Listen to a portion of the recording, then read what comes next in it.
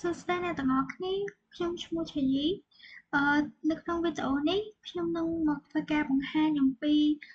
basic នៃការប្រើប្រាស់ Linux command ដែលគេនិយមប្រើពេលនេះផងដែរខ្ញុំនឹងបែងចែកវីដេអូជា5 part ដែលទៅវីដេអូ part 1មុនមកទៅដែលនៅក្នុង part 1យើងនឹងមកធ្វើការ understand អំពីប្រភេទ user directory navigation file listing and creation file editing ដូចជា command history ចឹងចំពោះ user role នៅក្នុង Linux គេបែងចែកជាពីរប្រភេទទី1 normal user ហើយទី2 super user ឬក៏ user root ដែលភាពខុសគ្នារបស់វាចំពោះ normal user គឺជាប្រភេទ user ដែលនៅពេលដែលប្រើប្រាស់ត្រូវការ permission ចេញពី user root សិនហើយuser នេះអត់អាចធ្វើការ install software ឬក៏ modify system បានទេប៉ុន្តែចំពោះ user root វិញមានសិទ្ធិ control full system នឹងហ្មងហើយអាចធ្វើការ add ឬក៏ remove software នឹងហើយអាចធ្វើការ change configuration ផ្សេងៗទៀតអញ្ចឹងយើង move ទៅ command line ហ្នឹងទៅដែលនៅថ្ងៃនេះខ្ញុំនឹងបង្ហាញ command line មួយចំនួនដែលយើងនឹង start ចាប់ពីរបៀបនៃការ switch user អញ្ចឹងដើម្បីឲ្យស្រួលយល់យើងចូលទៅការអនុវត្តជាក់ស្ដែងមកទៅអញ្ចឹងដើម្បីធ្វើការ switch user ទៅកាន់ normal user យើងអាចធ្វើការប្រើ command su ហើយឈ្មោះ user នឹងដោយសារតែខ្ញុំធ្លាប់បង្កើត user ពីមុនមកហើយអញ្ចឹងខ្ញុំអាចធ្វើការ switch បានហើយនៅពេលដែលយើង switch ទៅកាន់ user ហ្នឹងយើងក៏អាច back មក user ដើមវិញបានដែលយើងប្រើ command exit អញ្ចឹងយើងចូលទៅ command បន្តទៀតគឺការ switch user ទៅកាន់ user root អញ្ចឹងដើម្បីធ្វើការ switch user ទៅកាន់ user root បានយើងអាចប្រើ command su sudo su root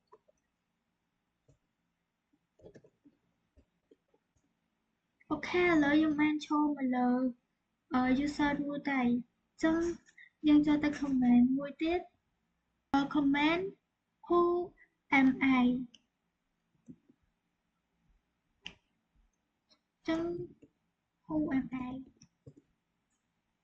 ចឹងនៅពេលដែលយើងវាយ who am I ទៅវានឹងបង្ហាញថា root អញ្ចឹង root នឹងគឺជាអីគេអញ្ចឹង command who am I នឹងគឺបង្ហាញអំពី current user ដែលយើងបានឈរលើដោយសារមិញយើងទំ តា switch user មកកាន់ user root អញ្ចឹងវានឹង answer មកថា root ហើយ command បន្តទៀតpwd pwd នឹងគេប្រើសម្រាប់ print current directory path ខ្ញុំប្រើមកទៅ pwd ចឹងឥឡូវយើងកំពុងឈរលើនៅលើ path home ហើយឈ្មោះ user ឆយីហើយយើងចូលទៅ command បន្តទៀតចឹងទី1គឺ ls ចឹង ls នឹងបង្ហាញវានឹង show file ក៏ដូចជា folder នៅក្នុងdirectory ហ្នឹងចឹងយើងប្រើ ls ហ្នឹងយើងឃើញថានៅក្នុង user ឆយីហ្នឹងមាន folder មាន file ក៏ដូចជា folder មួយចំនួនដូចជាយើងអាចមើលតាមនឹងបានហើយបើសិនជាយើងចង់លម្អិតដូចជាយើងចង់ឃើញ file ដែលបាន hidden យើងអាចប្រើ ls.al បានអញ្ចឹងនេះគឺជា file ទាំងអស់ដែលបូករួមទាំង file ដែលបានលាក់ក៏ដូចជា file ដែលអត់បានលាក់ហើយបើសិនជាយើងចង់បង្ហាញshow directory file នៅក្នុង directory មួយប៉ុន្តែដែលយើងអត់ចាំបាច់ចូលទៅ directory នឹងសិនទេចុះយើងអាចប្រើ command នេះបាន ls ហើយយើងវាយឈ្មោះ directory នឹងមកអញ្ចឹងខ្ញុំសាកlist នៅ directory ឈ្មោះ test អញ្ចឹងវានឹង show មកអំពី information ដែលនៅក្នុង directory ឈ្មោះ test ហ្នឹងអញ្ចឹងឥឡូវបន្ទាប់ពីយើងរៀនអំពីរបៀប list file ហើយ យើងចូលទៅ command បន្ទាប់គឺជាការចូល folder ដែលយើងមាន command ដូចជា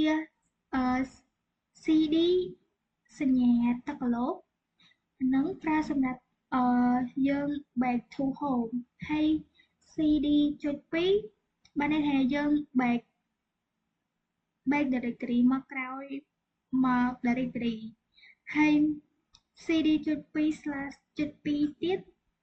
នឹងប្រើសម្រាប់ backward to directory ហើយ cd/directory ប្រើសម្រាប់យើងចូលទៅកាន់directory មួយនោះចឹងយើងចូលទៅបង្ហាញមកទៅចឹងខ្ញុំប្រើដើម្បី back to home ខ្ញុំប្រើ cd ចឹងឥឡូវខ្ញុំ back មកកាន់ home វិញហើយឥឡូវខ្ញុំចង់ចូលទៅកាន់ home នឹងវិញចឹងខ្ញុំអាចប្រើ cd/home នឹងហើយចូលទៅទៀតចូលទៅកាន់ឈ្មោះuser choice ហ្នឹងអូខេឥឡូវខ្ញុំឈរនៅលើ user choice ហ្នឹងហើយខ្ញុំលេងម្ដងទៀតឥឡូវខ្ញុំចង់ចូលទៅកាន់ directory ឈ្មោះ test ចឹងខ្ញុំអាចប្រើ cd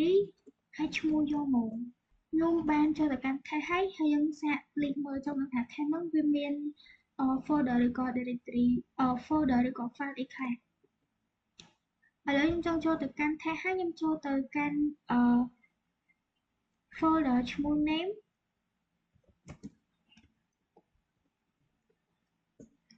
អូខេឥឡូវនៅពេលដែលខ្ញុំចូលមកកាន់ folder ឈ្មោះ name ហើយខ្ញុំចង់បែកទៅកាន់ test វិញអញ្ចឹងខ្ញុំអាចប្រើ command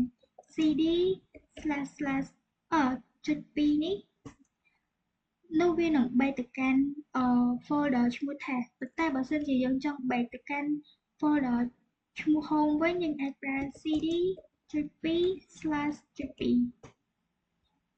ឡូវយើងបន្ទាប់ពីប្រើ command ហ្នឹងហើយវានឹងបែកទៅកាន់directory ឈ្មោះ home ហើយឥឡូវយើងបានបំពេញ command ទាំងអស់ហ្នឹងហើយយើងចូលទៅ command បន្តទៀតអំពីការបង្កើត directory ការបង្កើត empty file ការ show content file ការ merge file ការ edit ឬក៏ការ show command history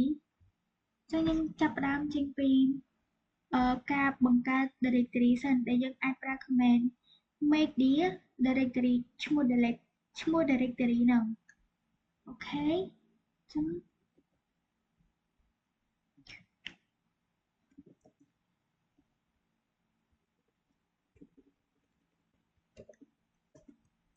ឥឡូវខ្ញុំចង់បង្កើត folder មួយឈ្មោះ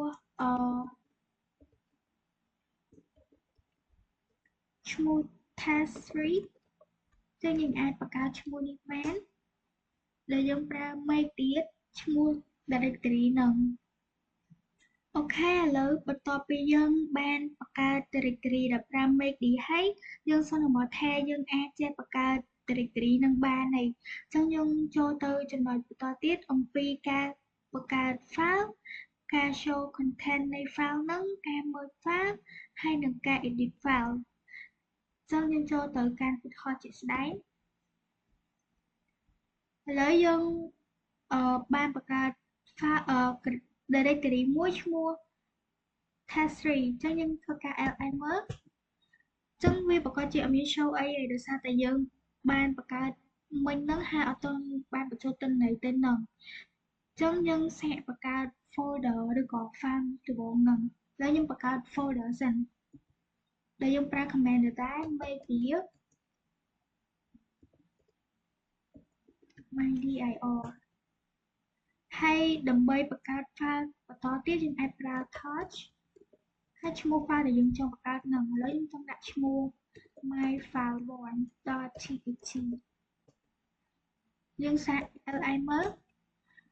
នេះគឺជាទិន្នន័យដែលយើងបានបង្កើតភ្លាមៗដែលយើងបានបង្កើត folder ហើយនិង file ហើយដែលមាន folder ឈ្មោះ media ហើយ file ឈ្មោះ my file void ហើយយើងបង្កើត file បន្តទៀតទៅ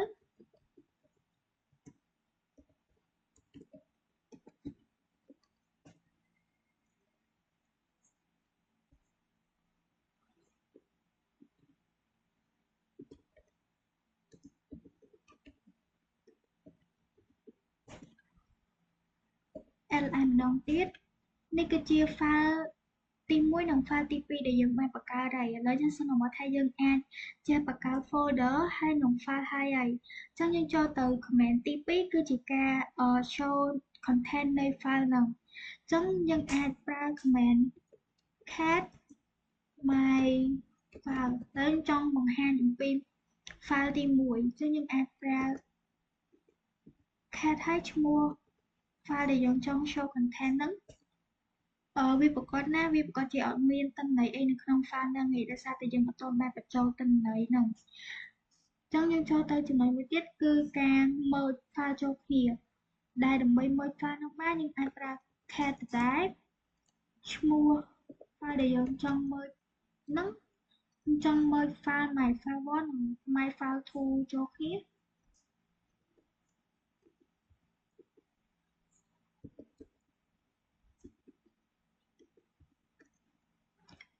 ដាក់ទៅជាឈ្មោះoutput ចាស់យើង li ម្ដងទៀតនេះគឺជា file output ដែលយើងបាន merge ចេញពី file my file 1ហើយនិង my file 2แล้วយើងសន្មតថាយើងអាចចេះ show content ហើយនិងការ merge file បានហើយអញ្ចឹងយើងចូលទៅ command បន្តទៀតគឺជាការ edit file ដោយសារតា file យើងអត់ទាន់មានទិន្នន័យអញ្ចឹងដើម្បីធ្វើការ edit file បានយើងអាចប្រើ vi ហើយឈ្មោះ file ដែលយើងចង់ edit ហ្នឹងអញ្ចឹងខ្ញុំចង់ edit ឈ្មោះ file my file 1នេះគឺជាការ edit file អញ្ចឹងដើម្បីធ្វើការ edit file បានយើងគ្រាន់តែបញ្ចូលទិន្នន័យចូលទៅប៉ុន្តែមុននឹងបញ្ចូលបានគឺយើងចុចសញ្ញាចុច2សិនហើយចុចsorry យើងអាចចុចពាក្យ I ដើម្បីធ្វើការ insert អញ្ចឹងខ្ញុំចង់ insert ទិន្នន័យអីគឺយើងអាចបញ្ចូលតាមនោះបានឧទាហរណ៍ខ្ញុំចង់ hello world ឥឡូវខ្ញុំចង់បញ្ចូលទិន្នន័យតែប៉ុណ្្នឹងឯងអញ្ចឹងដើម្បីធ្វើការ exit ហើយ save បានយើងទី1យើងប្រើ escape ហើយយើងប្រើចុច2ហើយយើងប្រើ WQ ចឹងឥឡូវ my file 1យើងបានបញ្ចូលទិន្នន័យហើយដើម្បីថាយើងប្រើ cat ដដែលទៅ cat my file 1.txt នេះគឺជាទិន្នន័យដែលយើងបានបញ្ចូលមិញទៅកាន់ my file 1ហ្នឹងដែលឈ្មោះ hello world ហើយយើងក៏អាចធ្វើការ edit file ទៅលើ file ផ្សេងៗបានផងដែរមិនមែនត្រឹមតែ my file 1ហ្នឹងទេដែលយើងប្រើ command vi ហ្នឹងបានហើយ command ដែលប្រើសម្រាប់ edit text ហ្នឹងមានច្រើនមែនតើប៉ុន្តែខ្ញុំនឹងអត់ទាន់បានបង្ហាញនៅ part នេះទេខ្ញុំនឹងបង្ហាញនៅ part 2អញ្ចឹង part នេះយើងចេះត្រឹមតែរបៀប edit file ដែលប្រើ vi សិនទេអញ្ចឹងឥឡូវយើងសន្មតថាយើងចេះការ edit file ដែលប្រើ vi ហើយយើងអាច show content បានហើយយើងក៏អាច merge file ចូលគ្នាបានហើយអញ្ចឹងយើងចូលទៅ command បន្តគឺជាការ check history ក៏ដូចជាការ clear history ហ្នឹងចឹងដើម្បីធ្វើការ check history យើងគ្រាន់តែវាយ command history ទៅវានឹង show នៅ history ទាំងអស់ដែលយើងបានវាបញ្ចូលក៏ដូចជាប្រើនៅពេលហ្នឹងហើយឧបមាយើងចង់ clear history ចឹងយើងអាចប្រើ command history ហើយ .c ចឹងយើងទៅ show មើល history នឹងម្ដងបន្តម្ដងទៀតថាតើវាបាន clear មែនអត់នេះយើងឃើញថាcommand យើងមានតែមួយឡាញទេ